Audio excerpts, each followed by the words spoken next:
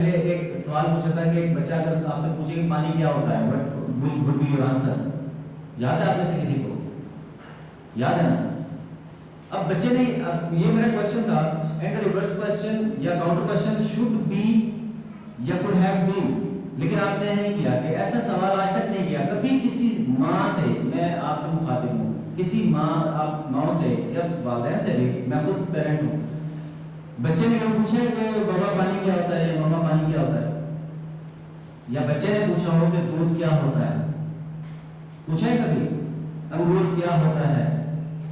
अगर उन्होंने खा रहे हैं, खाने के दौरान ड्यूरिंग देयर मतलब फीडिंग, नहीं पूछा। क्यों नहीं पूछा? बिकॉज दे नो, वे जानते हैं कि दूध क्या है, ये उनकी फीड है, पानी क्या है, ये उनकी फीड में शामिल है। वो पानी मांगेगा, उसको नाम आप जो मर्जी दे लें, जो नाम आप लेते हैं वो वही नश कर देगा, लेकिन वो कभी पूछेगा नहीं। क्यों? क्योंकि वो उसको लर्निंग हो रही है। वो लर्निंग कहाँ से कर रहा है? घर से। बच्चा उसके बाद दूसरी चीज क्या सीखता है? पहले अपनी फूड सीखता है, फूड के नाम सीखता है, उसकी रिक्वायरमेंट या यूं कह लें कि उसकी जरूरत सीख जाता है। फिर दूसरे बड़े बच्चा क्या सीखता है? खुद से। कोई टीचिंग नहीं है, कोई लर्निंग के लिए लेसन प्लान नहीं है। आप में से कितने पेरेंट्स हैं जिन्होंने बच्चे को उर्दू सिखाने के लिए या बलोची सिखाने के लिए या इंग्लिश सिखाने के लिए लेसन प्लान बनाए हैं? कोई पेरेंट है ऐसा? हम सबके बच्चे हैं। हमने अपने बच्चों को अपनी जुबान सिखाने के लिए से मादरी जुबान कहते हैं, वो सिखाने के लिए कभी किसी वालिद ने या वालिदा ने लेसन प्लान बनाया? नहीं बनाया ना। कभी उसने किसी से पूछा कि मैं इसको कैसे पढ़ाऊं, जुबान कैसे सिखाऊं? कभी नहीं होता। बच्चा खुद से सीखता है। अब इसका जो मतलब है, बच्चा लर्निंग कर रहा है ऑलरेडी। जब बच्चा क्लासरूम में आता है, ही इज ऑलरेडी लर्निंग। हमने क्या करना है? उसको वो सिखाना है जो हम सिखाना चाहते हैं। अब वो क्या सीखेगा? जैसे कम्युनिटी से सीखता है, वो गालियां सीख जाता है। गालियां कौन सिखाता है? कोई नहीं सिखाता, कम्युनिटी सिखाती है उसको। अच्छी बातें भी कम्युनिटी और पेरेंट्स जो हमें देखता है। अब अक्सर जो है ना टीचर जो ये होते हैं इसमें, बल्कि हजरत अली का मुझे कौन याद आ गया, उसको मैं रिलेट करूंगा। उन्होंने एक बार कहा कि अगर आपके बच्चे आपसे कोई चीज मांगे तो उनको हर सूरत में अगर आप ला सकते हो तो इनिशिएटिव कंडीशन आप उनको ला के दिया करो। क्यों? क्योंकि वो आपको अपना राज़िक समझते हैं। वो क्या समझते हैं? वो आपको अपना राज़िक समझते हैं, तो उनकी एक्सपेक्टेशंस के ऊपर पूरा हो। ऐसे ही जब बच्चे होते हैं ना हमारे, हम स्टूडेंट्स को अपना आइडियल समझते हैं।